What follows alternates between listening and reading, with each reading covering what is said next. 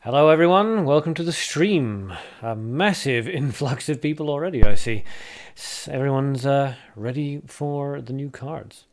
Tishna, in order to answer your question, in order to get into the lab and see the other cards, you go into the lab, you register a deck, then you tap on the deck, say change registered deck, go into the change, tap on filter, tap on show only test cards, and then you can see all the new cards. It's awkward. Okay, so give me a second to get this up and running. There we go.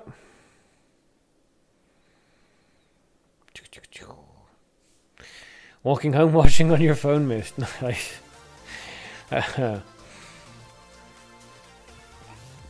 No headphones are in and the volume turned all the way up to maximum so that everyone can hear, I hope. Alright, I will quickly, for everybody who's watching right now who doesn't know how to access new cards, I'll show you. I'm in the test arena right now. I've registered a deck. So what you do is you tap on the deck, say changed registered deck. You can use all your data, Mist. Well, I hope not. So yeah, change registered deck, and then up at the top where it says filter, you tap on that, and then tap on show only test cards, which you can see second from the top. That'll show all of the current cards that are in testing, which is basically, what, like 22, something like that, new CGC cards, and then 6 or 8, I forget now, how cards that are being reworked, like Illurin and Jane. Watching on bed, Vaseline. Korea's midnight at the moment. Yes, it must be, yeah. Yeah, 9 hours ahead, aren't you? Yeah. Okay, so yeah. So I was just remembering when I visited Korea. It's a lovely country. Alright, so here are the new cards. Now, there are 30, I'm pretty sure, 30-something new cards.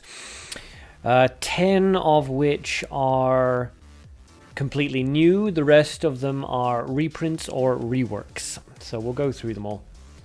A couple of them I am interested in. Most of them obviously being reprints and reworks, so just kind of meh. But a couple of them are pretty good. You can see that I'm experimenting with a particular deck at the moment using the Princess and the Princess's Shadow, which I'm actually having a lot of fun with. It's very good. We'll run it in an arena. Anyway, let's take a look. So this is a reprint, Goblin Gravekeeper. Exactly the same as the other Goblin Gravekeeper, except kind of reversed, if I remember correctly. No, it's just a complete identical thing. 1105, where you are, Ankalon. Only 10 new ones, Martha. Yeah, literally only 10 new ones. Okay, so actually what I'll do is I'll go through the 10 cards that are completely new. Most of these are reprints. Some of them are reworks. Some of them are cards like this. When it opens up, there we go. Kadir's Flying Sword. There's a mana version, a nature version, and a black version. Those are technically new cards, but they're basically just Flying Sword with a little bit more defense and a little bit less HP. 135 Euro Dragon. Yes, you're living in a GMT plus 10 country. It's Strange person. Alright, so first of the completely new cards is Kadir's Tailor Guise. I'll open up the help menu. If a friendly creature is in the center slot, it makes the defense of another friendly creature with 4 or less defense equal to its defense at the end of a turn. A lot of defense in there. What it means is that if there's a creature in the middle, then Kadir will turn another friendly creature, not herself and not the one that's in the middle, apparently.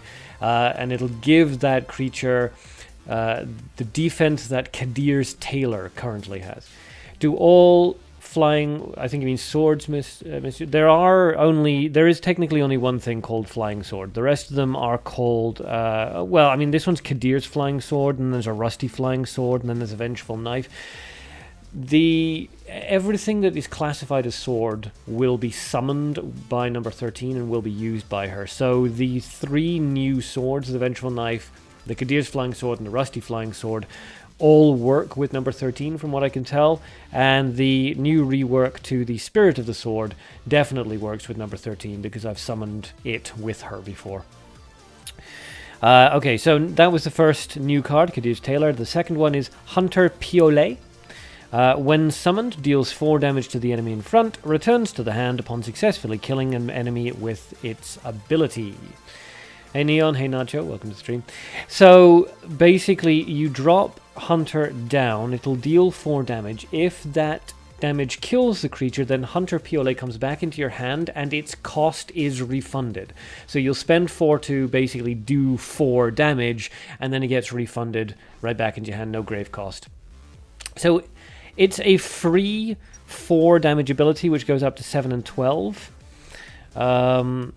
Now, I say that the cost gets refunded. I've tried a couple of these cards so far, and so far their cost has always been refunded. I'm assuming it's a universal rule, but we'll have to test the cards individually. Spirit of the Sword can attack number 13 herself, so if she doesn't summon... Yeah, Spirit of the Sword is pretty much guaranteed to attack number 13. When you summon number 13, she's got a very high health value, so she's almost certainly going to be the Spirit of the Sword's target, which is unfortunate. So yeah, Hunter Piolet is basically a free removal spell, but it does still cost an action. And it's on the creature in front, and you don't get a creature left. It is just a free damage dealing removal card. If his ability, and the other thing is if his ability doesn't activate, doesn't kill, then he's pretty useless. He doesn't come anywhere close to meeting HP breakpoints. And his attack value is not brilliant. How many cards did you miss, Neon? None so far. We're just looking at the completely new cards right now, of which there are only 10. Kadir's Tailor Guise and Hunter Piolet we've talked about so far. Okay, next up is the Illegresser's Golden Ball, or Gold Ball. I think that's a misspelling because the princess is called Illegres, not Illegresser. So... yeah. Anyway, deals 4 damage on a selected target opponent. If the creature is immune to this spell's effect, I'll just open up the help menu actually, oops. Then it'll bounce to another target and will instantly kill that target, which is interesting but pointless. So number 13 now can randomly summon sword type creatures every end phase and column. Yes, she can, right now she can summon White Flying Sword, Nature Kadir's Flying Sword, Nature, Mana Kadir's Flying Sword, Nature Rusty Flying Blade, Mana Spirit of the Sword, and the Dark Vengeful Knife. She can summon any of those.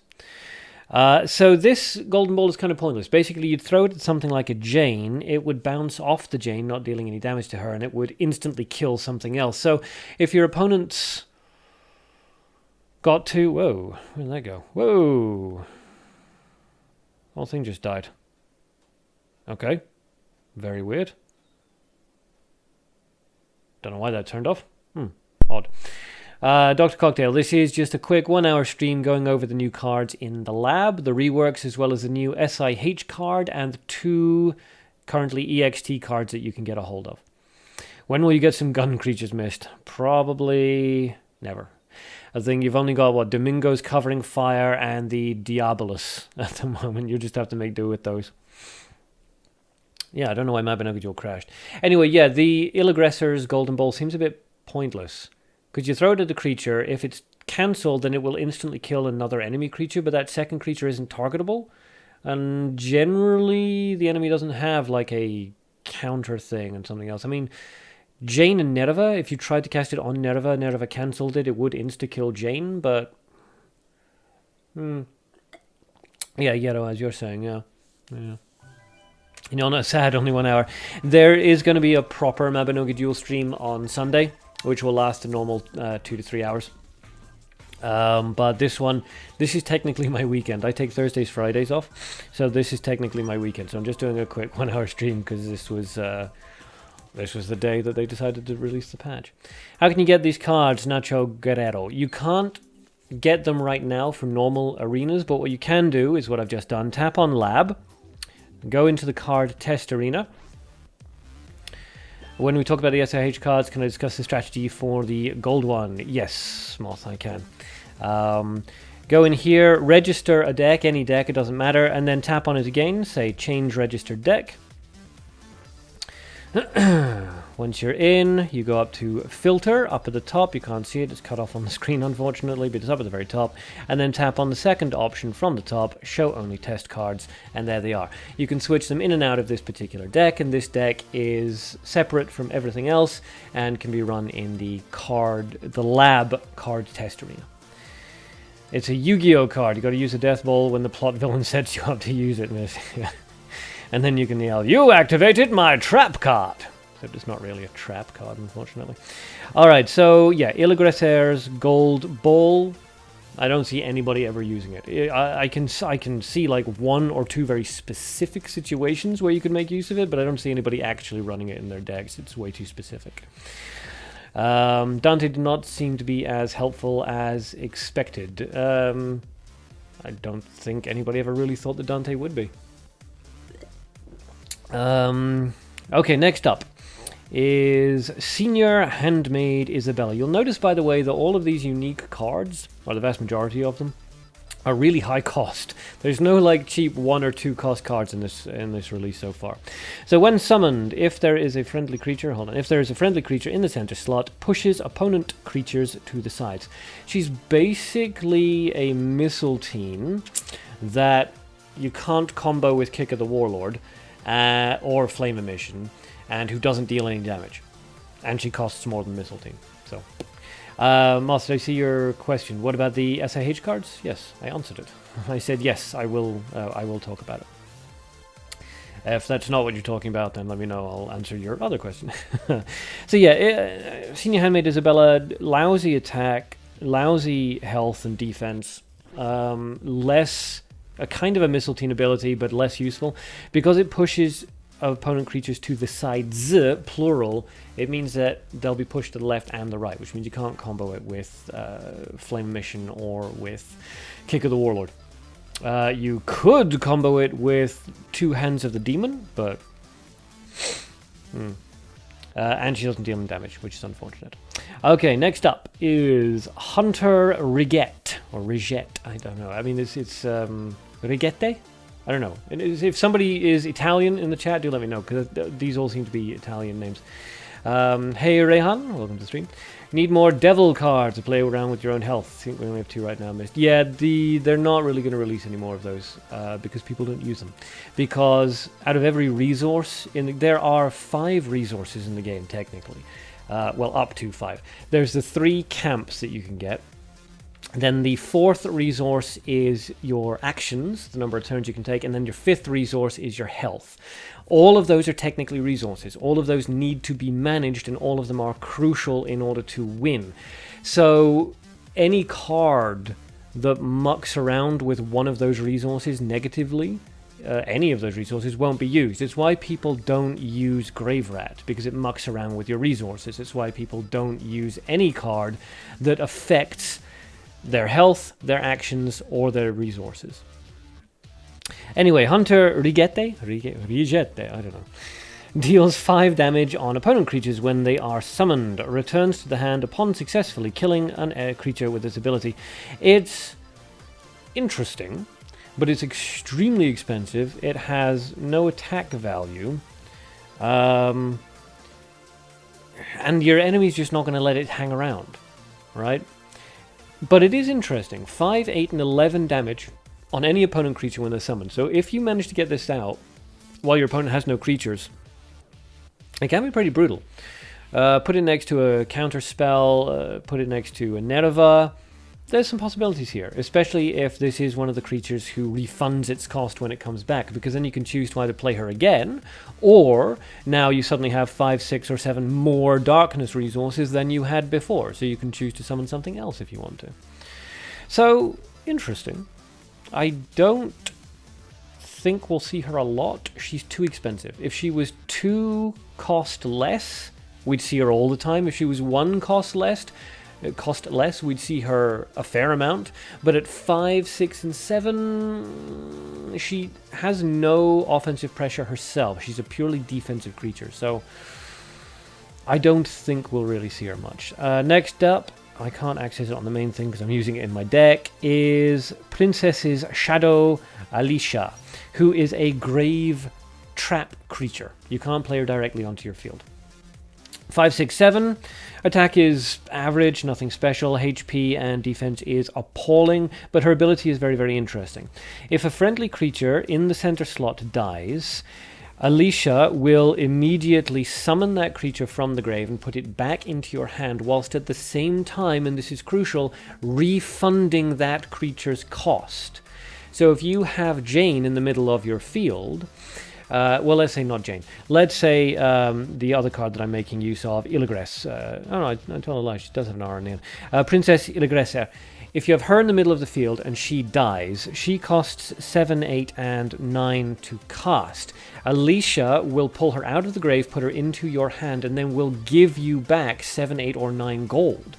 Which is fantastic, because then you can just immediately play the princess again, or whoever. Now, it won't work for creatures that don't have a cost, technically speaking. That's why I changed my mind about Jane.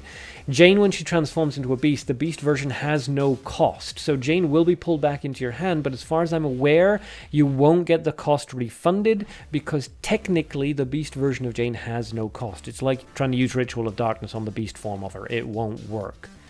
Dr. Cocktail, first grave creature with 5 resources. Yes. Missed card idea. Devil Grandeel. All cards that damage their heroes heal instead. Deal 12 damage to you if this creature dies. Would not be used unless it had some sort of self-survival mechanism or a crap load of hit points. Nobody is going to put a creature on the field that when it dies is going to cause 12 damage themselves. 12 damage! That's way too much. That's... If you are using 1 mutant, that is literally half your health. But yes, it would be nice to have a creature that changed damage effects into healing effects. That would be very cool. It would be an interesting counter to something like Arrow of Revenge as well, if damage effects became healing effects. Okay, what's up next? What's up next? No, not this guy, the other guy. Next up is Master Seducer Casanova. I mean, really, who could resist that face? When summoned, I'll open the help. When summoned, paralyzes the opponent creature in the center slot and takes it hostage for 2 turns. A big focus on center slots with these new cards. If you have 2 of them, the first one will heal. Yeah, true. Zohaib, hi, welcome to the stream. I'm good. How are you? So yes, the Master Seducer Casanova, terrible attack that does not increase between levels 2 and 3. Bad HP defense, doesn't meet any breakpoints. 6, 7, and 8. Interesting. Casanova is basically a counter card to the other CGC cards, the new generation cards, but whether or not he turns out to be useful will depend entirely on whether or not the other CGC cards prove to be popular. If people really start using Princess Illigresser and things like that a lot, then Casanova might come into play, but otherwise, If it wasn't the center slot, if it was literally that he would take hostage anybody he was placed in front of, then he would be so powerful. But they learned their lesson with Lusalka. They're not going to do that again. So yeah. Basically, slightly better Possessed Iltutmish. Yeah. Yeah. Slightly better, slightly worse. He's more expensive, so... Can you play a sub-match, Zohaib? We're not doing sub-matches today, because this is just a quick 1 hour stream. We'll be doing sub-matches on Sunday. 2 days? 3 days. 3 days from now. It's Thursday today, right? We'll be doing sub-matches on Sunday. We'll have a proper big 3 hour long stream, and we'll have sub-battles then. Executioner, Emil Navashu. I actually quite like this guy. Although, again, ridiculously expensive. 6, 7, 8. Hey, attack is not bad. Level 3. 6 is fine. He does meet HP breakpoints, which is pretty cool. At level 1, anyway. Not so much at... I mean, it's still kind of a level 2, and then not at all at level 3, but not bad. Okay, so if he kills one creature with 4, 8, or he kills one creature with 4, 8, or 12 less HP on the opponent's battlefield at the end of the turn, which is fantastic. You want those end of turn abilities. Those are the best. Those are the best. So, at the end of the turn, if a creature dies from this effect, he transforms into Emil Navashu on the guillotine, which is this guy. Now, unfortunately, there we go. Unfortunately, well, no, never mind. I've forgotten what I was going to say. It doesn't matter anyway. So this guy's ability is actually, or this guy's stats are much, much better. His HP, effective HP is slightly higher, and the game does actually meet HP breakpoints at all levels now, which is very cool. His attack goes 5, 7, 9, which is fantastic. His ability is returns to Executioner Emil Navashu after 2 turns and kills all creatures with 16 or less HP. Now, this guy's actually really, really good because... oh, thank you, Zohaib. I appreciate it. You got to throw in counter cards to new cards you add, just so people will need to buy more packs to counter the good cards in the packs. Yeah. So I like this guy, and I'll tell you why. I've said this before, and I'll say it again as many times as it takes. Consistency. Consistency is king. If you are ever looking at a new card and you're not sure if it's going to be good or bad, helpful for the meta, useful in the meta, ask yourself this. Can you use it consistently? Whatever its ability is, can you pretty much guarantee that you're going to get that ability to activate? If the answer is yes, then there's a good chance it's going to be useful in the meta. Take a closer look at it, see exactly what the ability does, and if it's a useful ability. If no, if it's not consistent, then it just isn't going to have a place in the meta. That doesn't mean that it's useless, it just means it's not going to be a strong presence. Executioner Emil is consistent because he deals 4, 8 and 11, did I say? Yes, no, 4, 8 and 12. Because he deals 4, 8 and 12, and the 8 and 12 is a lot of damage. And you can manipulate HP with stuff like Death Cloud. Because of that, and because it activates at the end of the turn, you can pretty much guarantee, or you can guarantee, that when you play Emil, his ability is going to work. Unless the opponent's throwing out like Interfectums and Cocoon Traps and things like that, but you've just got to assume that they're not, because those shut down any card. He doesn't meet Surprise Attack Breakpoint level 3 Future Moth. Let me see. No, he doesn't quite meet Surprise Attack Breakpoint at level 3. You like the European theme of the new cards? Signs of how the new main story will be, Bennett? Yeah, possibly. So this guy is consistent. He's got a guaranteed removal, which then transforms him into a powerful card. He's consistent. He's also hugely expensive, and that's the reason I'm a little bit concerned about him. 6, 7... and 8 is really expensive, but a 12 damage removal, which then transforms him into a pretty powerful contender? Maybe. Okay. Alright, what else? Okay, yes, next up we have actually my favorite card, and one that is quite ridiculously strong, honestly. So, Princess Ilegresa. Now, I'm pretty sure this is going to turn out to be the darling of this current batch of releases. 7, 8, and 9, so she is expensive, but not, horrendously so. Attack is decent, 4, 5, 6, nothing special, nothing bad. Her effective HP, though, is phenomenal. She has 19 effective HP at level 1, she has 24 effective HP at level 2, and she has 25, no, not 24, what am I saying? That's 4, no, it is 24. Oh god, I don't know. Oh, my brain is completely off. Anyway, she meets HP breakpoints, and her defense is nice and high, so creatures are going to have difficulty hitting her.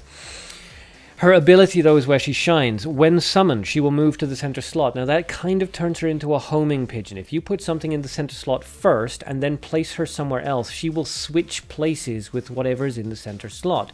So place something that has a good attack value in the center, then wait for your opponent to block it, drop Ill Aggressor, she'll switch positions with the high attack creature, which will then get its attack off, and then her ability activates, kills the opponent creature in front every turn. Just kills them. No damage, just removes them from the board. If she's targeted by a spell, any spell, she cancels it, so she can't be stopped by transformation spells. If it's not in the center slot at the end of the turn, returns to the hand and refunds its cost. She is insane. So powerful. So powerful. Moth, he looks fun, just not a meta maker. Yes, no, I agree. At least they get to they're yet to add XYZ and pendulums into the card games. Yeah, yeah. So basically, Princess Ill Aggressor is like a combination homing pigeon, Beastkin Jane without the necessity to transform. She's got the new return to hand and refund its cost mechanism. She is insane, absolutely insane. And when she's coupled with the princess's shadow, Alicia, she becomes even more dynamite, because she's pretty much guaranteed to hang around for a good long time, allowing you to get Alicia into the field. Then if she's removed for whatever reason, somehow, AoE effect or whatever, Alicia will just pop back out onto the field, refund the cost, and you can just throw it back out again. So in order to remove Ill Aggressor, you're either going to have to use expensive area of effect removals or untargeted removals, which are rare. Command Hunting, Drag to Hell, Mukro, those will work, but, they're rare. Bye-bye Immortals, yeah. Yeah, so how do you counter Ill Aggressor? It's tricky. It's very, very tricky. Now, Mukro is going to be big. Mukro is definitely a strong contender to the princess, but bear in mind that people might be sort of figuring out blocks for that. Mukro works by you cast it on your side of the field and then it targets the closest creature. Now, normally you'd play a creature in front of something, and then you'd Mukro and then you'd kill it and so on and so forth. You can't play a creature in front of Ill Aggressor because it just won't. You can't play a creature in front of her and then Mukro her. It won't work. You won't be able to kill her that way unless you Mukro and then use a removal spell. At that point, it's really expensive. So Mukro will work, but it'll be tricky. If you place a creature to one side of the princess, leave it a turn, and then transform the thing into a frozen thing, and then that'll work, but again, very, very tricky. So in order to get rid of Ill Aggressor, the easiest way is just an area of effect. Holy Spear, that'll wipe her out, things like that. But again, expensive, very, very expensive. And if your opponent is running an Alicia, you've spent a lot of money and you haven't really done much. What else? Drag to Hell is obviously the best possible counter. If there is only Ill Aggressor out on the field, drag it to Hell. Drag to Hell will work perfectly. Spring counters her. Yes. Spring does counter her, yes. The problem with using Spring to counter her is that she's actually pretty solid even without her ability. Her ability, don't get me wrong, is phenomenal, but she meets HP breakpoints for spell removal even without her ability active. So the Spring will definitely shut down the ability, but then you've still got to deal with the princess. So yeah, honestly, the best way, when I've been running her tests on her for like 2 hours, the best way to stop an Ill Aggressor deck, as far as I can tell, so far, the only thing that's ever countered me properly, is basically don't allow her to be brought out to begin with. She's very expensive, 9 at level 3. So you basically have to pressure your opponent, a lot of pressure right from the start. Just force your opponent to use up as many gold resources as possible so they don't get Ill Aggressor out onto the field. Sophocles counters her, yes, kind of. Again, Sophocles works like the Spring of Memories. But yeah, if somebody brings the Aggressor out to level 2, you can drop Sophocles in front of her and then level up to 3, and Sophocles will kill her outright.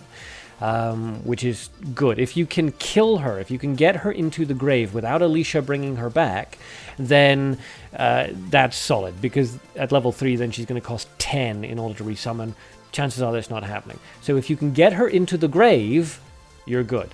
Otherwise, you're in a lot of trouble. If she comes out at level 3 and she's got backup and Alicia in the grave, that's a problem. I have never been in a fight where I've been in that situation and lost at that point. Once I have Il Aggressor out onto the field at level 3 and Alicia in the grave with enough resources to summon her, I have never come close to losing from that position. So don't let the opponent get into that position.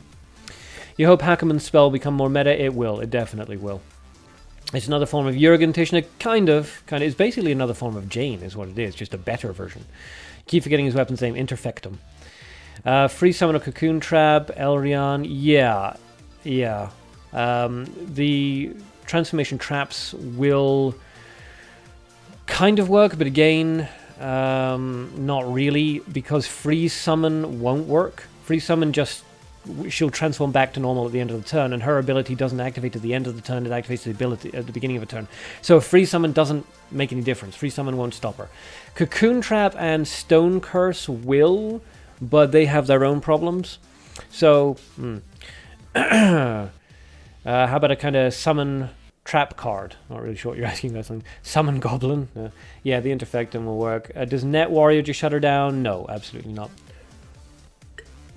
The thing with Il Aggressor is she has two areas in which she's actually really solid. She has really good stats, just solid stats, and she has a really good ability. So Net Warrior shuts down the stats, but doesn't shut down the ability. Spring of Memories shuts down the ability, but doesn't shut down the stats. It's one of those really awkward situations. Will Capture or Betrayal work, Benneth? No, because she will cancel any targeted spell. Goblin Besto Trans Trap. I don't know what that means. So, yeah. What will... I mean, you can do, like, tricksy things. You can delay her, for example, by using Casanova. Because she will be forced into the center slot no matter where she's put. Casanova being played will pull her onto your side of the field for 2 turns, and that just gets her completely out of the way.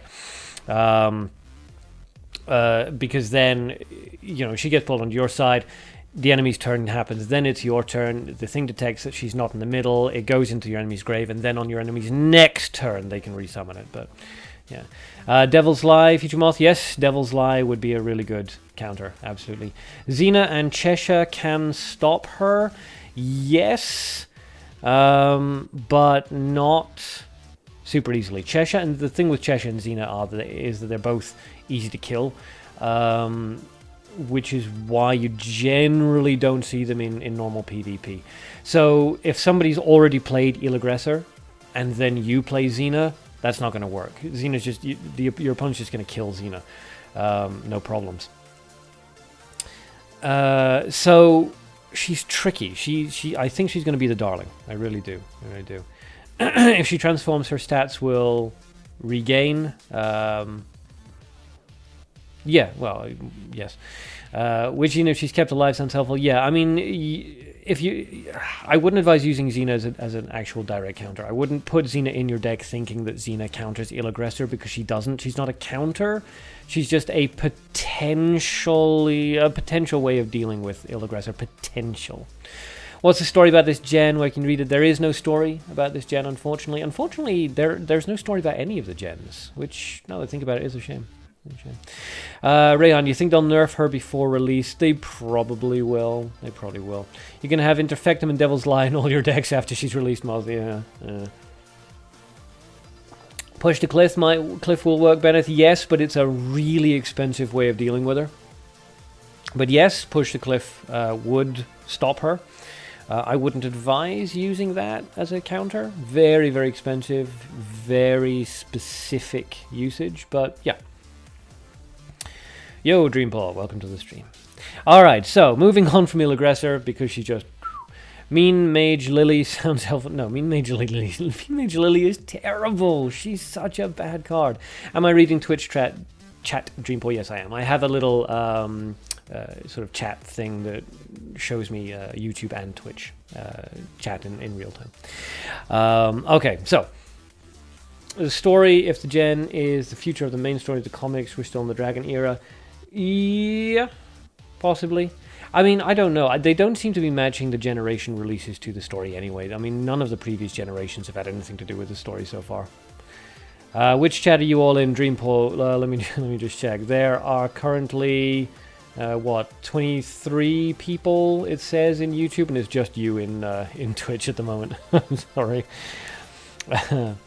Okay, next up, because we're going through the complete new cards, is Archpriest Secretus, which I know is supposed to mean secret, but secrete. Oh. Alright, so expensive, 7, 8, and 9. Attack value is 4, 7, and 10, which is really, really solid. HP does meet breakpoints at all levels, which is nice. So, -2 HP to this card every time your opponent summons a creature. If the summoned creature has an ability, it disables it. If its HP is 10 or less at the beginning of a turn, it transforms into Cruel Secretus. So, -2, -3, -4 HP. If its HP is 10, 12, or 14 less, it will transform into Cruel Secretus. And this is Cruel Secretus here. His effective HP is still basically the same, 18, 22, and 26. His attack is 4, 7, 10, as always. His ability is makes the opponent creature with the lowest HP vanish at the end of a turn. Returns to Archpriest Secretus at the cost of another friendly creature at the beginning of a turn. Interesting card. I looked at this guy and I was like, interesting. Oh, interesting. You can actually pull up the full art when they're on the related card section. That's cool. So yeah, he's a bit of a weird one. His ability kind of operates a little bit like Calamus in that you need to feed him creatures. The skier that transform opponent's creature can counter more cards if they added transforming mana cards. It's really difficult understanding you when you're typing on the phone, Mist Zero. Because there are a lot of transforming mana cards. Oh, the Seeker. Okay, the Seeker that transforms opponent's creature. Yes, Seeker Everest, the one that transforms creatures into basilisks. Could counter more cards if they added transforming mana cards. I'm not sure about that last bit, because there's a lot of transforming mana cards. There's Mukro, there's Turn to Frog, and so on and so forth. And yes, there's a green variation. Okay, so yeah, anyway, Secretus. Secretus, interesting. Now, you can either leave him alone, like, abandoned on the field kind of thing, and he'll keep killing creatures, and he won't transform back to normal if you don't have any friendly creatures on the field. Or you could do some interesting stuff. You could do something like dropping Spring of Memories or Goblin Bomb Squads or things like this. Creatures whose abilities activate on death, which could be pretty cool. Could be pretty cool. If they added more transforming mana creatures. Okay, we got there in the end. Yeah, more transforming mana creatures would be cool. I'm not sure why they don't have more transforming mana creatures, honestly. You would think that if any camp was going to have transforming cards, it would be mana, the Trixie camp. But, combo with lightning, etc. Dreampaw. Yeah. Not really sure how you would, actually. I mean, if you mean in his base form, in order to force him to transform, yeah, that would work. You could also use Death Cloud. That's the one I was looking for. Death Cloud. That would work. Turk Magic is all you need, guys. I love Turk Magic. I really wish it was a viable card. If it was cheaper, it would be so cool. For HP reduction to proc transformation. Well, yeah, lightning would be decent. The problem with that is that Archpriest Secretus is already an expensive mana card, and lightning is mana, and it's also quite expensive, so you're doubling up a lot. Personally, I would advise going for a Dark Death Cloud, something like that. I think would work out probably better. Vanish is different from kill, right? So Golem... Well, no, he sacrifices his own friendly creature, which generally means kill. Again, DevCat has this problem with not having consistent terminology, but he will vanish the opponent creature, but he will sacrifice a friendly creature. So the sacrifice generally means kill, whereas yes, vanish is an actual vanish effect. There's not a single transforming mana creature. Green took all the transformation along with white. Yeah, I have no idea why white got transformation. White cards have nothing to do with transformation. They're all about healing and defense. Why on earth would you give them the... Anyway, it doesn't matter. Should have been mana. Okay. And actually with that, that's the end of the unique cards. So, just to quickly go through them again. What do we got here? What do we got? We have the Kadir's Taylor guys. We have Hunter Piolet. We have Illegresser's Gold Ball. We have the Senior Handmaid Isabella. We have Hunter Rigette. We have the Princess's Shadow Arlisha. Master Seducer Casanova. Executioner Emil Navashu. Archpriest Secretus. And Princess Illegresser. Those are the only ones that are truly new. Also Gold. Mana's the only one left out. Yeah, because Dark got them. Dark got like Jurgen and stuff like that. Yeah. Okay, so those are the truly unique ones. We also got 3 kind of reskins of the flying swords, which is Kadir's flying sword, the rusty flying sword, and the vengeful knife. But apart from that, it's either reskins or reworks. As far as the reworks go, they say they're reworking Spring of Memories, but there is absolutely no change so far, so I'm not really sure what's going on there. They've reworked Mind Control to be 1 cost less at every level, which is cool. I like that. They reworked Paralyzer Elurin.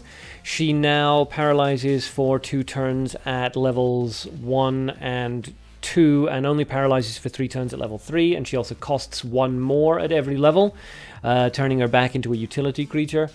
Although she's still theoretically problematic with her +1 mutant variant. They said that they're reworking Jane, the Beast version, but all they did was just reword her ability. It's still exactly the same ability, they've just used different words to describe it, which is just odd, really. But hey, so it goes.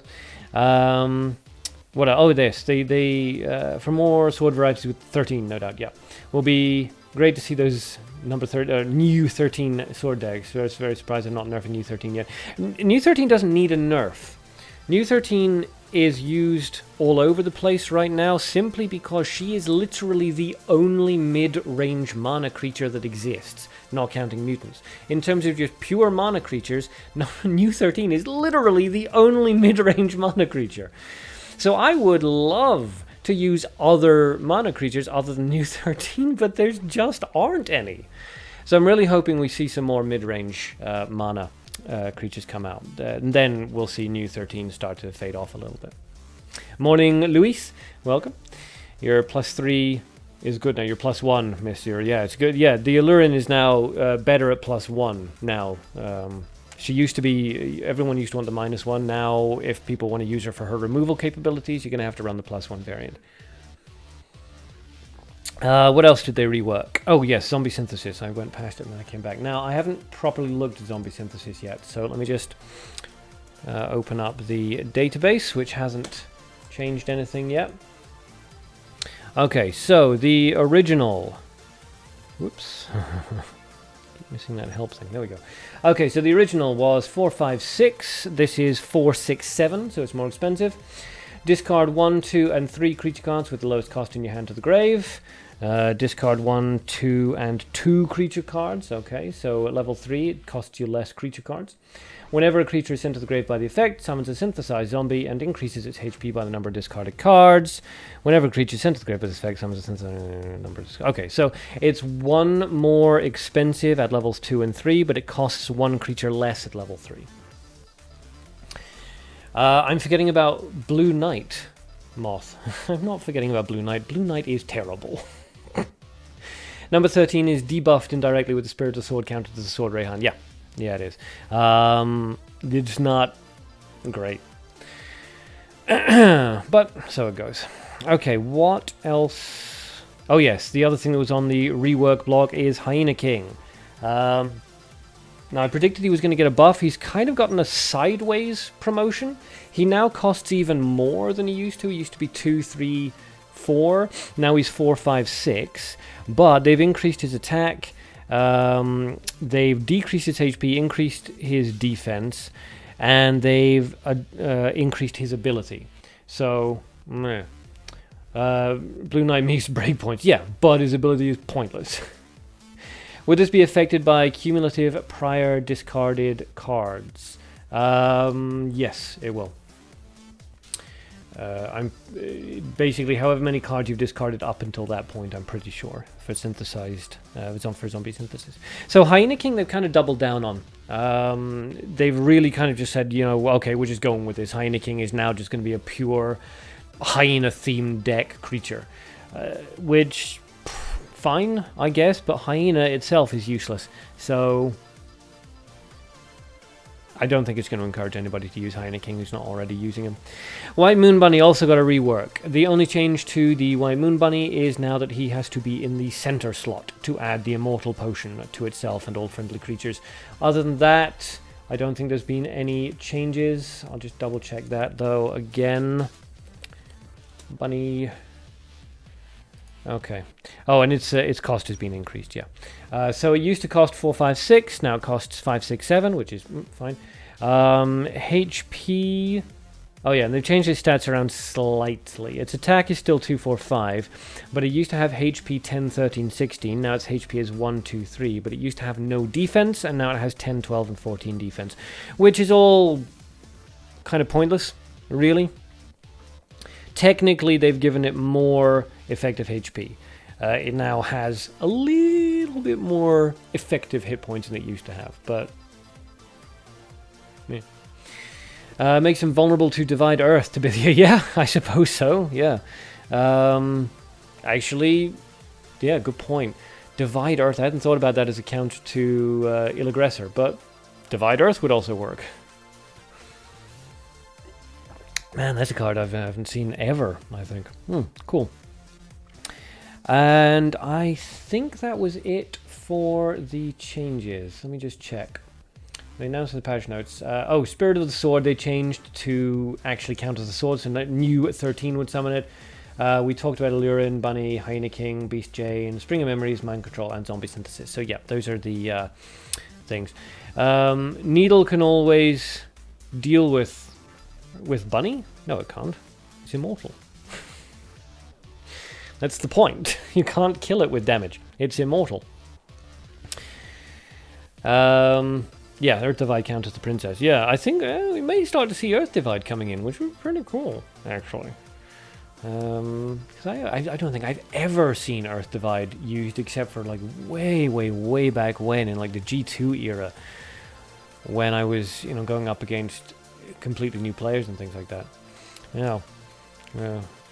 Okay, so those are the reworks, and then the rest of them are reprints. So we've got reprints of the Gravekeeper, Paralyzing Bullet, the Wealthy Citizen, which is just Citizen, Fiery Zealot, which is just Goblin Bomb Squad, Notira's Needle, which is obviously Notira's Needle, Golden Mercenary, who is just Mercenary. What else? Forest Fire, which is Forest Fire Golden Eagle, which is identical to Eagle. The Ornate Curse Doll, identical to Curse Doll. Flame Emission. Holy Spear, which is Holy Spear. Ultimate Gates of Hell, Reversal of Time, and Wave of Life, which again are just Gates of Hell, Reversal of Time, and Wave of Life. Earth Divide counters the Princess, and the Shadow, if the Princess too. Yeah, No, it does. You can take out Bunny with Wither. Yeah, yeah, you could. I mean, you would have to run Wither specifically just for the Bunny, which, you know, you said that we know you would be running a counter Bunny deck, but yeah. They're going to nerf Divide Earth, yeah. New meta card confirmed. That would be awesome. I liked Divide Earth, but it was always, I mean, it was always pointless up until now. But yeah, with these new cards that focus on being in the center, Bunny and the Aggressor and all these other ones. Yeah, Jane, and so on and so forth. Yeah, could be pretty cool. Could be pretty cool. Okay. Yeah, what was I saying? And Shadow of Princess. Yeah. Okay, hold on a second. We have some things. A gift from Avalist, Perfect Fate, Slothlord, Light Kiss, Neonworks, and Blue Zeb. Thank you very much for the gems, peeps. I appreciate it. They all go towards cards, which go towards videos. All right, how about Condense and Explode? Did you miss a lot, Durong? No, you're fine. Well, you missed some of it. You may use many Petrify and kill them with Wither. Very expensive Darkwa. Condense and Explode. That's another one you just don't see. Let me look that one up. I forget exactly what it does. So creatures with no defense and HP 1. Well, it's creatures with no defense. That's the problem. And HP 1. So that wouldn't work on the Bunny. Wouldn't work on the Bunny anyway, because it would deal 7 damage, and if the Bunny is in the middle, and it has 2 creatures on the left-hand side, those 2 creatures on the left-hand side would be immortal, and then the Bunny itself wouldn't actually die either, because it's a damage-based thing. So yeah. Wither away counters Bunny. Yes, Wither counters the Bunny, but you would have to be... it doesn't counter anything else, so you'd have to be running Wither literally just to deal with Bunny decks. I'm saying all these forgotten cards finally going to be popular. Yes, I do like that. You know, all these old cards that we used to never see, in fact. But still, old cards, nostalgia, yay. All right, so yes. Out of the, what is that, 30-something new cards, 10 of them are truly unique. 3 of them are slight reworks of existing cards, and then the rest are actual reworks or else reskins. Nevertheless, of the cards that are new, there are a few in there that are quite intriguing. I'm not sure about this new mechanic about cards returning to the hand. I don't think that's going to prove to be very popular. Actions are a resource, and to drop a card to have it come back, so you have to use it again. Tricky. Condense and Explode will kill the Bunny if it's 1 HP or any 1 HP immortal potion creature. It shouldn't.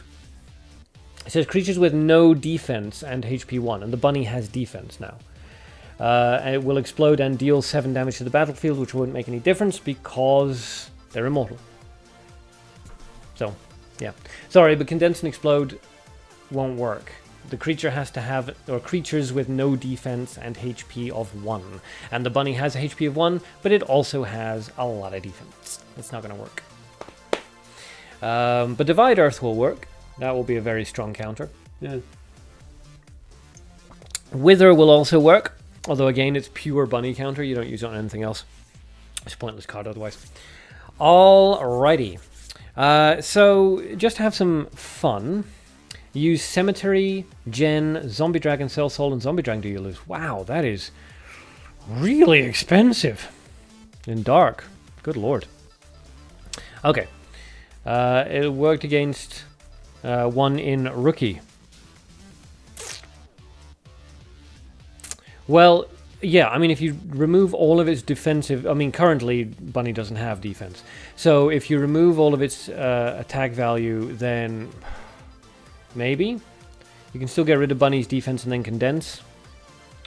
You could, sure. I mean, yeah, you can. Return without changing. Let's return without changing. There's a lot of steps to go through. It's one of those ones I wouldn't necessarily recommend. It would be like Wither. If you're going to be running Condense and Explode, it would literally just have to be to counter the Bunnies.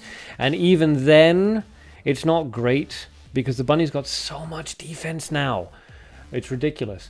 So you're going to have to chip away at the Bunny, which means you're going to have to be playing extraordinarily defensively. up until the point where you've managed to take off the bunny's defense. What's the bunny's defense at the moment? It's like 10 at level 1. Bunny. Oops, no, that's the old bunny. There's a new bunny. Yeah, his defense is 10, 12, and 14. So if your opponent brings him out of 14, that's a lot of chipping away. The bounce back cards only break even on value if you use them twice. Now, they gain value from not gaining grave cost, not being recovered from the grave at a high cost. Yeah, need to kind of slow it than typical removal, which offers all of their value up front and slows and becomes more costly as long as duel goes. Yeah, this game is all about early advantage and drawn out duels, unless you're running like a dedicated counter control. But yeah. How about Age Gain? Dark 2-cost spell. I'm not sure. I'll look that up. Shield Sword of Sharfa makes its return. Yeah, that'd be interesting. The white card that steals defense. Yeah, the Shield Sword of Sharfa. Turn to Frog. Yeah, well, Turn to Frog. I mean, the transformation cards have always worked on the bunnies. And yeah, the bounce back cards are... meh. I don't think they're worthwhile, is the problem. Given that action points are an actual resource in the game that you do need to manage, I don't know, you just don't tend to use them. It's why people don't tend to use Boomerang, even though it's a fairly decent removal card that, you know, you don't need to revive from your grave and so on and so forth. It's just... Shield Throw would be good. Yeah. Well, Shield Throw only drains the defense from your side of the field, I'm pretty sure. So we're just going to... Oh, look, here's somebody else running an ill-aggressor deck. I'm just going to quickly run through this just for kicks while we talk. Boomerang does not refund the cost, though. No, Boomerang doesn't refund the cost. We're not 100% sure what cards do refund the cost at the moment, is one of the big problems. Okay, so while I'm just mucking around with this ill-aggressor deck, if anybody has any questions or requests or anything they would like me to run through the test arena, let me know. And I'll make a quick test deck for it. You're not so late, George. You're kind of late. We're kind of running to the end of the stream now. This was only ever supposed to be a quick 1 hour thing, just to go through all the cards. So we've spoken about the new cards and the reworks and so on and so forth, and where we think they're all going to sit in the meta. So I'm going to run through this fight while everybody asks any questions or makes any requests that they may have, and then we will basically wrap it up. So yes, if you have any questions or requests or anything like that, speak now or forever hold your peace. Bearing in mind that there will be a full... Oh, really? No. There will be a full, like 3-hour-long live stream with sub-battles and so on and so forth on Sunday, 3 p.m. GMT. Oh, yes. Can I talk about Sophocles? Yes. Sorry, I completely forgot about that. That's not going to kill her, is it? That's unfortunate.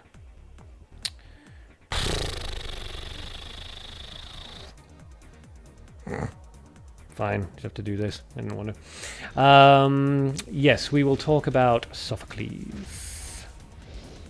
Boomerang needs a buff to refund some cost. Yeah, if Boomerang refunded its cost on the kill, then a lot more people would use it, but it still wouldn't be the best, but it would be good. It would be very good. BOP, free cost spell that does decent damage. Yeah, they'd need to decrease the damage value a little bit on Boomerang if they were going to do that. But it would give gold a decent one-cost removal, which it is sorely missing at the moment. An attack becomes equal to energy every turn, plus 1 energy when attacked. Interesting. Whatever. The best thing you can think of when using Sophocles is to just use him right before you level up. Yeah. Sophocles is kind of a reactive card. On Saturday, still Yu-Gi-Oh! Minecraft Neon. Yes. Saturday will be... it will be Duel Links if the event straightens itself out. Otherwise, it'll be Minecraft or possibly Krav Maga, which is a new card game that Jay pointed out to me a couple of days ago. Yeah, I don't think we need to worry about that. I kind of want to use ill-aggressor, but we don't have Alicia ready to go. So let's just do this to put some pressure on. Okay, Dr. Cocktail, see you next stream on Sunday, remember, 3 p.m. GMT. Thanks for stopping by. I appreciate it. So yes, we will also discuss Sophocles and the EXT cards that you can actually get a hold of right now, which are they're okay. Battle Force Nata, good lord. Okay. For an ill aggressor deck, this is kind of odd. Anyway, doesn't matter. Alright, so I kind of want to use Forest Fire, but I also kind of don't. Let's... Nah, I probably shouldn't, should I? I probably shouldn't. I really want to, but I shouldn't.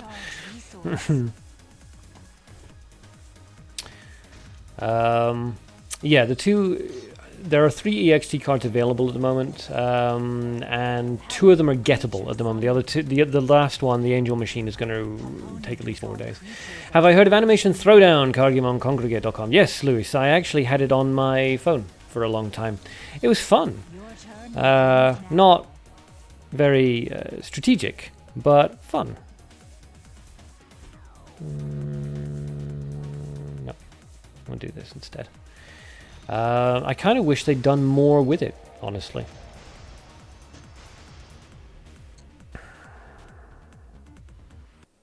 I'm not really paying attention to this fight, I'll be honest. Number 13 is trolling himself. It really is. It doesn't seem to summon anything other than that Spirit of the Sword anymore. Anyway, our opponent has no resources, so now we drop Ill Aggressor. And there's basically nothing that our opponent can do. Wah, wah. So yeah, the 2 EXT cards that you can currently get your hands on are the Magic Healer, which is interesting. It's an interesting card. And the Kobold Yellow, which is pointless. But if you can get like 5 of them, 5 different colors of kobolds, that'd be pretty adorable to run Engage in Hell deck with them.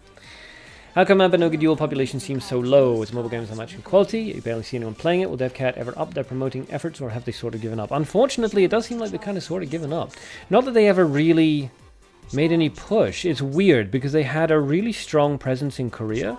They actually had paid tournaments, which offered a fair amount of money. You can see them on YouTube. It's all in Korean, so you can't understand exactly what's going on necessarily. But way back when the game was first released, they had real money tournaments, and it was fantastic in Korea. And then they released globally, and it was obvious that Nexon had not anticipated Mabinogi Duel doing as well as it did, because they were really hands-off for the first year, and then they suddenly went, oh my god, this is actually super popular, and we're earning a lot of money. And then they got involved, and it's at that point that everything started going a little bit to shit. When it just became really money orientated, which was a shame, but you know, so it goes when Nexon gets involved. It's still a good game. Nexon just made it more money orientated, but they don't seem to have any interest in promoting, which again is weird, because if they have a PC client for Korea, if they released the PC client for global and they released it on something like Steam, then the population would explode overnight. But they seem to be really against doing it. It's a really good and interesting game, though. Yeah. I mean, I really enjoy the game. I think it's a fantastic game. It's just the company itself seems to have no real faith in it as like a real sort of global thing, which is weird, because you've got companies that have been around for like 1 month who are popping up and going, look at our card game, we're competing with Hearthstone, esports. And they have no chance, obviously. But then you've got Nexon, who's been in the game for like decades at this point, who actually could make a spirited attempt to create an esport out of this particular card game. And they even tried to at the very beginning, and then just nothing. And nobody can figure out why. They just seem to be utterly uninterested in investing anything into any kind of marketing. It's really weird. Nobody can figure it out. Korea Open is full of Triss and Skeleton Knight, and in their first, yeah. There's definitely different metas depending on who you play against. It's I mean, you could hide the name of somebody that I'm fighting against, and I could tell you if they were a Japanese player or an American player or something like that, because the playstyles are actually weirdly different, which is awesome. It's cool. It's great. That's a possibility. All right. So what are we doing? SIH. Alright, so for everyone who doesn't know, this is the current SIH card, which thankfully actually has a decent drop rate, 1 in 15. It's not bad.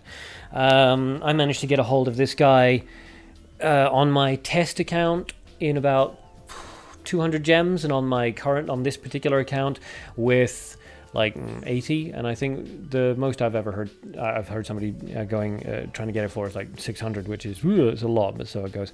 Anyway, he's an interesting card, right? So his ability is to shut down other creatures' abilities, which is good. He meets HP breakpoints at level 1. He doesn't quite meet them at level 2, and he meets some of them at level 3.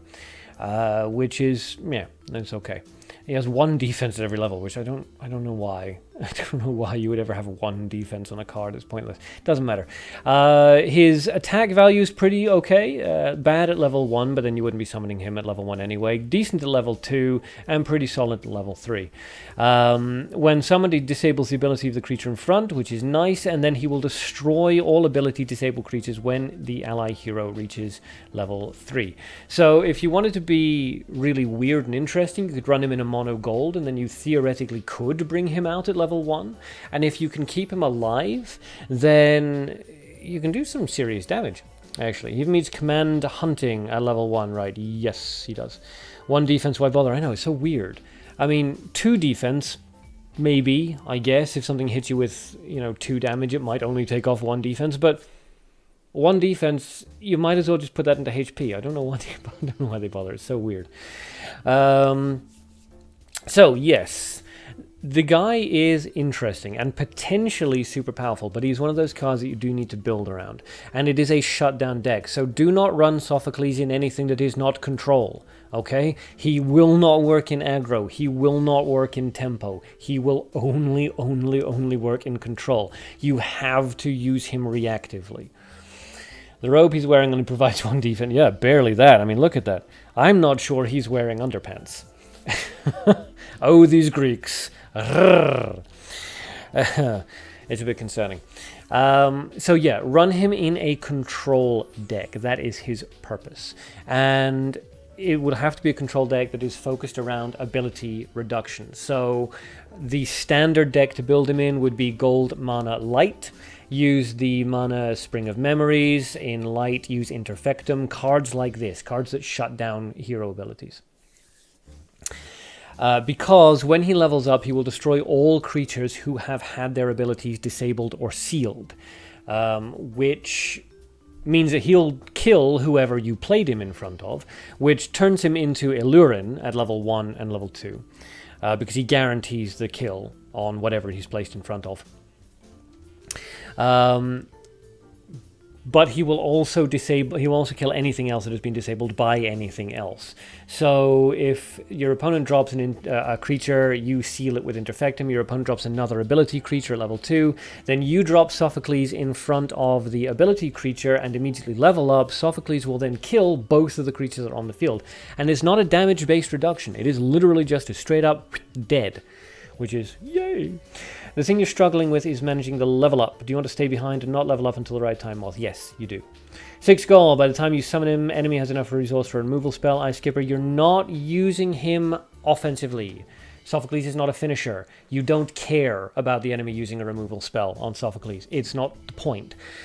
Just like Illurin can be removed by just about any removal spell, but that wasn't the point of Illurin. The point of Illurin was a tactical removal, and that's the point of Sophocles. Run him in a control deck, and don't play him offensively. You don't want to place him in front of an empty slot. You don't want to place him when you're not ready to level up. He is there to disable and then surgically remove a high-threat, high-priority target.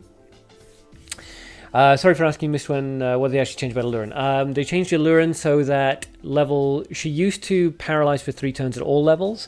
Now at level 1, 2, she will only paralyze for 2 turns, so her instant kill won't work. And at level 3, she paralyzes for 3 turns, so her instant kill will work. And she costs 1 more resource at every level. So Illurin, the most popular version of Illurin, used to be -1. If people want to use her as for what they've been using her for right now, the more popular version of Illurin is now going to be +1 Illurin. So yes, Sophocles. He's a very, very, very tactical card. He's very Game of War. He's very, or Art of War rather. You have to know exactly when to play him. and in what situations. How far do you let them get ahead in level and experience lead? If, for example, they don't play a high priority, high threat until level 3 because they're using like Mino +1. Honestly, a lot of people will still use Mino +1 at level 2. Most people that are running solid ability creatures will generally play them at level 2, generally speaking. You can't paralyze for 3 turns in any way other than her, the Nilurin. Yeah. Yes. So, what am I saying? Yes, most people with strong ability creatures will try to play them at level 2. And if they don't, they'll generally play them pretty much as soon as they hit level 3. And if not, on the because you from 2 to 3 you're left with 1 action. Most people, well, some people will immediately play their high priority target, but most people wait until the next turn. So if you're at level 2 and your opponent goes up to level 3 and you're pretty darn sure they're going to release something brutal, don't level up, just wait for a second. Then they'll play their creature, you drop Sophocles, you level up, boom, their huge creature is immediately off the board and they have to scrabble to pick back up again. How does one deal with the BS that is Blaze Blue cards? You've been destroyed by these cheap, strong cards you can't even kill off right away. There is only one Blaze Blue card that's in any way decent in the meta right now, and that's number 13. And she's answerable in a lot of ways. You can either immediately counter her with something like a Cocoon Trap or a Stone Curse if you wanted to. Or you can easily remove her with decent AoE removals. She's a solid mid-range mana creature, but she's not overpowered. She's not unstoppable. She's decent enough. She's easy enough to beat. I mean, you can stop her with like the standard Goblin Bomb Squad Lightning combo. That'll just immediately eliminate her. Do you stay at level 1 to play them? It's probably too dangerous because 1 turn is not enough to react to what they're doing. Yeah, you probably don't want to stay at level 1. If they play their creature at level 2, their big creature, then you can play Sophocles at level 2 and level up to level 3 first, if you happen to be in the lead. But you play Sophocles in the same way, that in a similar sort of way, but just slightly more tactical than you would have played Illurin, but also in the way that you would play, and I cannot remember, it's the Scholar something or other, Dante I think it is, for Gates of Hell. That, when played correctly, is not bad, honestly. Dante's major problem was that he was a creature card and you had to use him in a Gates of Hell deck, and that was problematic because he's kind of pointless as a creature. But if you ever went up against anybody that used Dante and used him well, then you'll know how to use Sophocles. It's the same thing. Level 2 is the goal. Stay at level 2 and wait for their big creature unless they are rushing. Yeah, I mean, again, none of this is set in stone. Sophocles is extremely tactical. Extremely tactical. And whilst you do have to build around him to a certain extent, make sure that he is not your win condition. Make sure there is another creature not of the same camp as him who can actually deal the damage, and ideally who can lure out their big ability creature. If you have a creature that demands an answer, something that is generally only countered by a large ability creature, then play that at level 2. Make them bring out their big creature, make them play their trump card, and then shut it down with Sophocles. Bearing in mind, the Sophocles will kill all the ability depleted creatures, but it will not kill everybody else that's left on the field. So your creature that you pulled in order to lure out their big creature will stay alive. So Sophocles will have killed off the big threat. It'll still be alive. Your big threat will still be alive, and they'll be scrabbling. But it's an advanced card, Sophocles. It's not going to take the meta by storm, but it's definitely going to be extraordinarily powerful in the hands of a really good control player. Personally, I'm looking forward to seeing Pegasus run this guy because, if there's a guy who knows control, it's Pegasus. And Sophocles is going to be brutal in the hands of a solid reactive control player. They can be beaten eventually, but all Blaze Blue cards have 4 to 5 defense right away. How come? Well, yeah, they have 45 defense, but they're not. Their HP values aren't great, and even with the defense, no Blaze Blue card reaches HP breakpoints. Yeah, I'm pretty sure about that. New 32, New 13, blah, blah. New 13 is the best of the bunch. But let me just check this. Yeah, she meets HP break points at levels 1 and 2, but not at level 3. And apart from her and I think Iron Tiger, none of the others do. So although they have decent defense, they can all be killed by a surprise attack, by a hunt, and obviously, you know, Drag the Hells kill them, Trap in the Castles kill them, Holy Spears kill them, Firewalls kill them, Ice Spear kills like the vast majority of them, Flame Emission kills them, and so on and so forth. Hello, Benasser. Welcome to the stream. And yeah, Flame Emission is obviously also good for number 13. Most people will play number 13 on the left-hand side of center because they want her ability to activate before the Flying Sword activates and drops its attack value. So a Flame Emission at level 2 basically just wipes both of them off the field. Jin does. Oh yeah, Jin does. He meets HP breakpoints, but you just won't see him. Nobody so far has managed to create a good Jin deck, which is a shame because he's really interesting. The problem is that his power comes in combos, and the way that the Mabinogi Duel is structured, combos don't work, generally. Spring of Memories and Mind Control fit in with Sophocles. Yes, yep. Are there any cards like that? Yeah, so there's actually quite a few now. Spring of Memories, Mind Control, Interfectum, Hakumen, the card, Sophocles himself, obviously. There's a new card in the new CGC that seals abilities as well. The Phoenix Retenjo, I'm pretty sure seals abilities. I'm not 100% sure about that. Me, says Neon. You are a card like that? I'm sure it's happening. But yeah, the last couple of kind of releases have really focused on ability destruction, which is pretty cool. Oh, Neon, no, your deck. Your deck is a lot of fun, Neon. Don't get me wrong. I think it's a fantastic deck. I really like that deck. But you can't deny that it's not exactly going to ladder you into platinum easily. Nevertheless, it's a lot of fun. Don't get me wrong. Again, fantastically enjoyable deck. Phoenix does if they have abilities, obviously. Yeah, well, obviously, yeah, because, I mean, you can't disable the ability of a creature if it doesn't have an ability to disable. I'm looking forward to seeing how all these ability disable cards affect the meta, because there's a lot of cards out there that don't have abilities that are kind of languishing, and I think DevCat's aware of that, and that's what this new push against abilities is all about. It means that we may start to see some interesting decks involving cards like Effort and Talent and things like that, which we just haven't really seen so far. Quick question about Allura, you heard she's going to get nerfed. She's been nerfed. She's already been nerfed in the lab. When you see her on the event, then you get confused. Why put her in the event when she's not going to be useful anymore? She's still useful, kind of.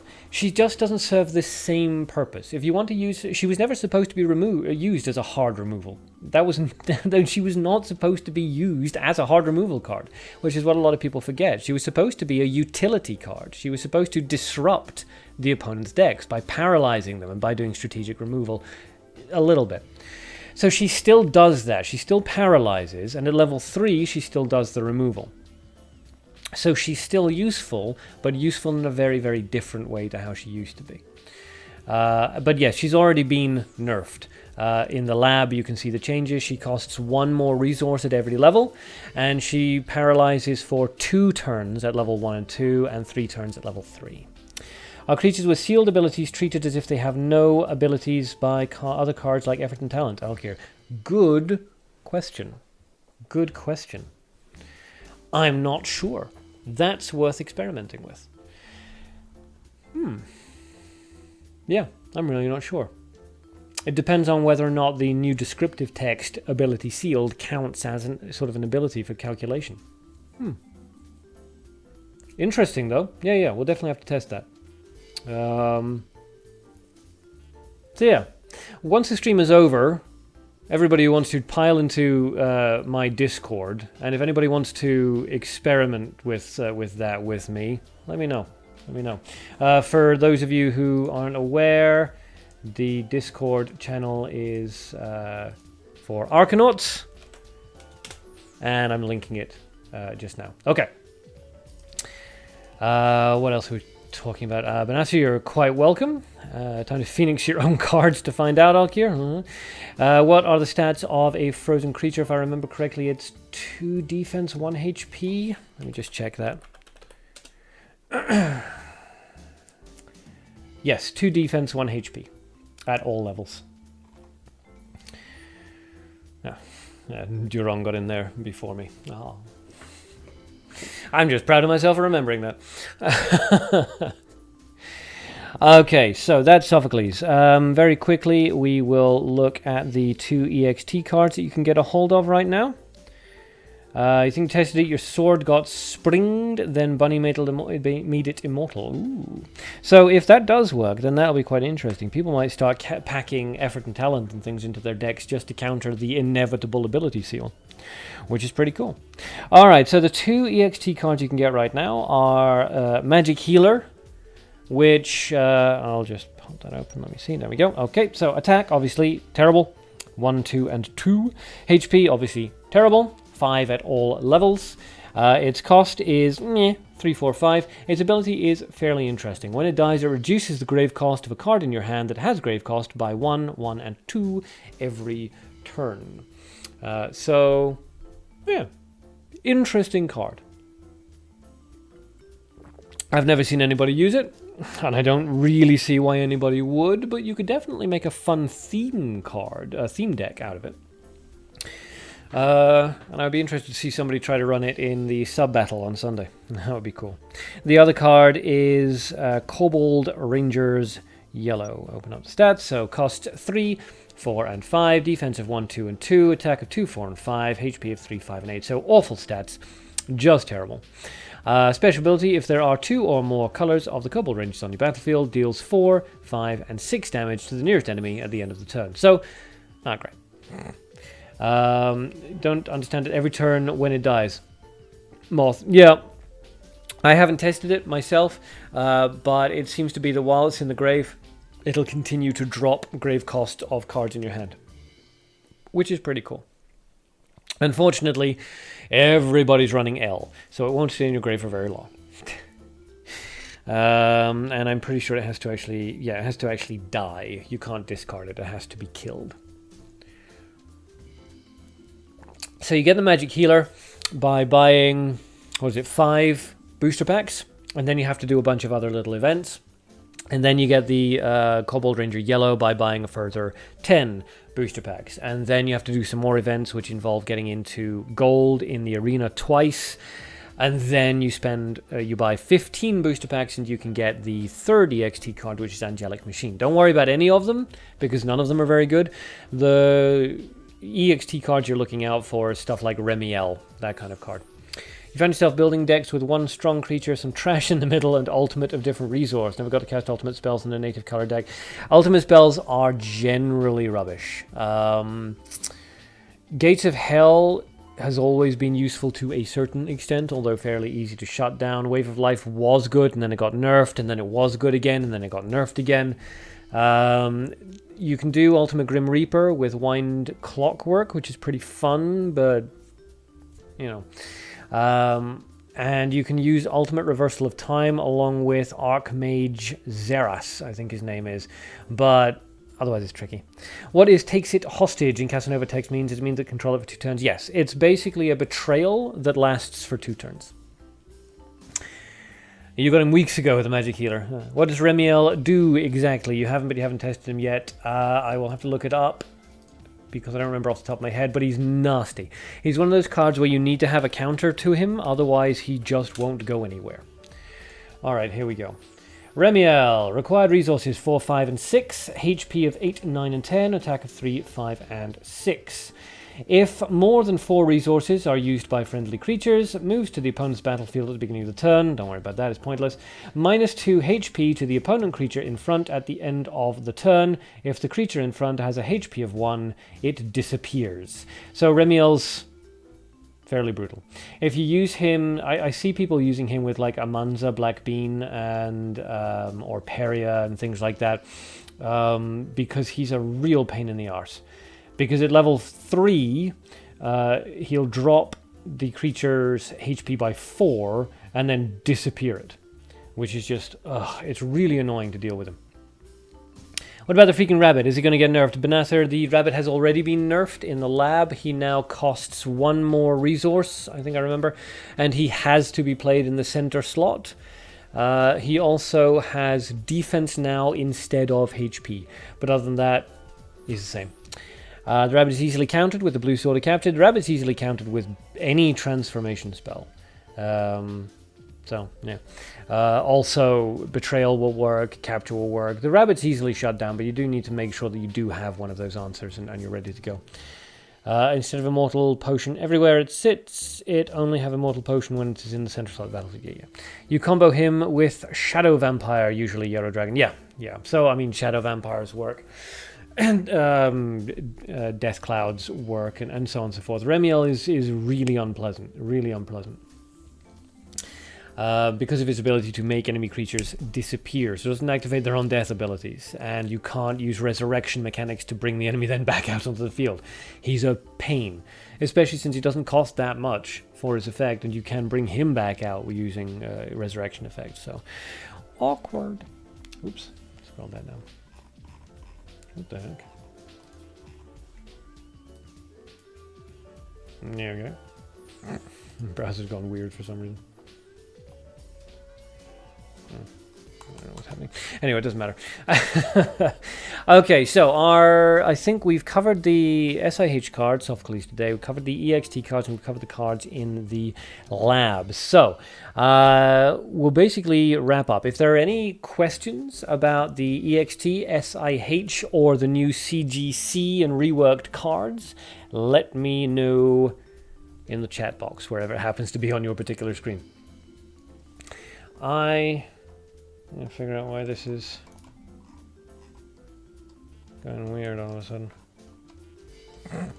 It costs quite a bit though, 4 and can be removed by 2 cost spells. A more expensive Black Bean. Well, I mean, it does different things to, and he has his own sort of thing, and he's not as expensive as Black Bean. But yeah, can I make a video of a deck based on Jin Lake? You keep asking me that. If I can find a deck that actually works in Platinum PvP, then yes. Otherwise, no, because I don't want to make PvP videos on decks that you can't take into Platinum PvP. And currently, Jin is just... I cannot make a good deck with him. You have a question about Jin Moth, yes. And New 13, you hope she'll stay the same. New 13 has not been changed, but she can now summon more swords, one of which is the Spirit of the Sword, which is actually kind of a bad thing to summon. Did I already test Canary EXT? I don't have Canary. I don't try to get EXT cards as a general rule. I got these two because I was buying booster packs anyway, but I don't aim for the EXT cards. I don't agree with them. I don't think they should be as rare as they are, and I certainly don't think they should be untradeable. I think that's ridiculous in a trading card game. So I don't use EXT cards. What about single resource decks? Use mana before, but yeah, unless you're doing something really, really, really specific that requires very, very quick ramping, don't use monocolored decks. Use tricolored decks. Unless you have a really good reason, always use a triple colored deck. Because triple colored decks are just stronger. You earn resources, 1 resource for every camp you possess, whenever at the beginning of every turn. So 3 resource camps are earning 3 resources every turn. Dual color camps are only earning 2 resources every turn, and monocolor is only earning 1 resource every turn. If you let the game go into late game, a triple color deck will always beat a monocolor deck. Unless, again, you've got a really, really specific reason, like a specialized Gates of Hell or something like that. You're building a deck with Lime. Any tips? I don't know Lime. What's Lime? I can't look at this stuff right now. My browser's gone completely weird.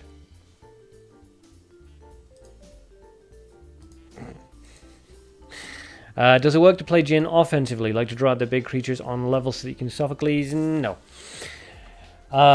Jin is not a threat, is the problem. He's not a threat that demands an answer by creature ability, shall we say. Jin doesn't care. People don't care really when they see Jin. They're like, oh, I'll deal with him later. I'll deal with him at some other point. If he freezes my creatures, oh, it's annoying, but it's not a big deal. And if he becomes a problem, they can always just kill him. He's meets HP breakpoints for most spells and things, but he doesn't meet... I mean, he's still extremely vulnerable to other kinds of removal. Lyn. Oh, yeah, okay. Well, if you mean Lyn, then, yeah, she's a mana eagle. So just use her like that. She'll fit into a lot of different decks. I do have a video that has Persona Lyn, and so does Pegasus, that I remember. So, yeah. You just check those out, basically. You can plug her into pretty much anything. She's just a solid character. Oh, okay. I really wish I knew what I'd done to my mouse. It keeps automatically scrolling down. Would Undine Akora be a better card than Jin for what you were describing? No, because Undine will not lure out a creature for two reasons. One, she'll freeze any creature that gets summoned, and two, when she dies, she will reduce the attack value of every creature on the field. So your opponent's not going to bring out any creatures until they kill Undine some other way. Because they're not going to bring out one of their big creatures, have it frozen, and then have its attack value completely nerfed. They'll focus on removing it with spells. Same kind of thing with Skathach. You couldn't lure out a creature counter with Skathach because she counters creatures. Undine counters creatures. Jin kind of counters creatures, and also he's not a huge threat. Similar thing with Jane. She counters creatures, so you can use her as bait. What would be a good mana creature for luring out a creature counter? Nereva. Nereva is the best lure for creature counters. Okay. Any more questions then on the EXT SIH reworks or the new CGC cards? I'll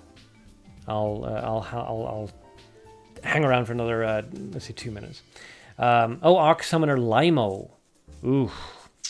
No, Limo unfortunately is not a good card.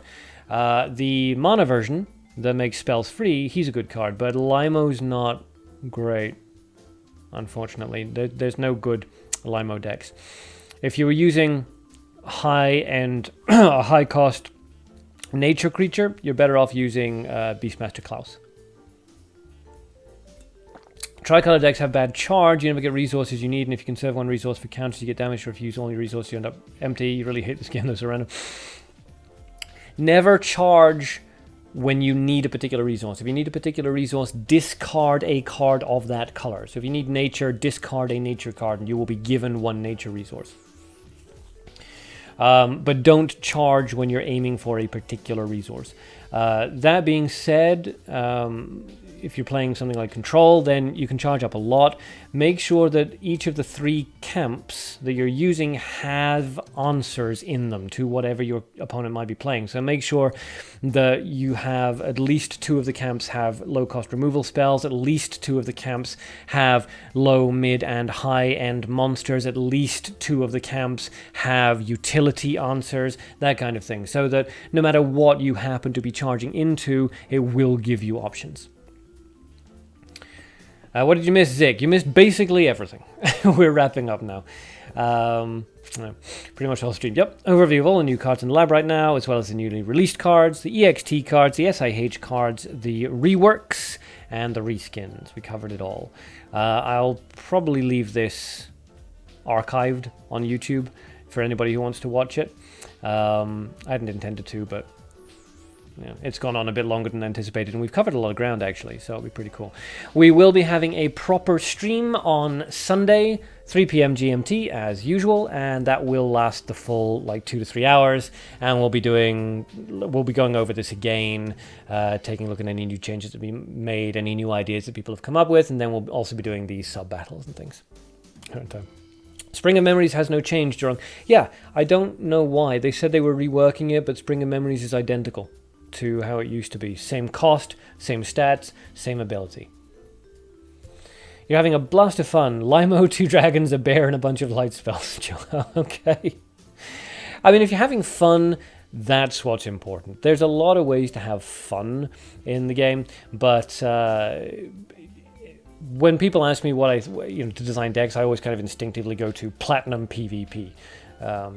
So there's no Platinum PvP Limo, but you can definitely have some fun decks with them, absolutely. Emerson, hello, welcome to the stream. We're just finishing, unfortunately. I Skipper, no gameplay. We did a quick fight in the test arena. I asked if anybody wanted me to run any more test fights with any of the other decks, but nobody seemed to want that, so... You think the new generation is pretty lazy? Yeah, there's a lot of filler. In this current release.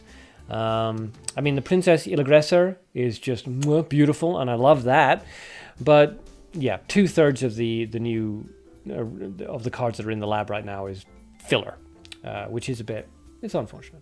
A lot of the same cards with different pictures. Yeah, there's a lot of reskins. I don't mind reskins in theory and even in practice to a certain extent. They've phased out the old generations, so this is the only way the new players can get Goblin Bomb Squads and things like that reliably. But too many reskins, which is still 1 hour early. This time the stream started 11 p.m. here. Yeah, we're about to do the spring forward thing, Neon, so our time zones will get closer then. Okay, I think we will wrap up there then, since nobody seems to have any more questions. If you would like to talk to me about anything here, or just anything in general related to this game or any other game, I will leave the Discord link in the chat now. Feel free to drop by, stop in, have some fun. We'll be talking about all of these new releases and stuff as well, and it's also where I release and announce all of the sort of ghost streams, bonus streams, all this kind of thing. Any idea of how to get the flying sword? At the moment, just look for it in the player store. It was a G4P card or something like that, so it's rare. It's very rare. But the new release, the CGC release, is going to have a bunch of swords in it. So you don't need a flying sword once this new CGC is going to be released, which is going to be next week.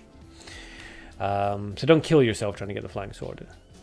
Leave also the link for Krosmaga. We'll try it. Okay, Neon. Oh, Moth. Okay, Moth's going to hand out flying swords. Okay. You know what? I'm going to leave the link. I'm going to put the link to Krosmaga in the Discord afterwards. My mouse is weird. Every time I scroll it over a browser page, the browser page immediately scrolls all the way down to the bottom, so it's getting really freaky.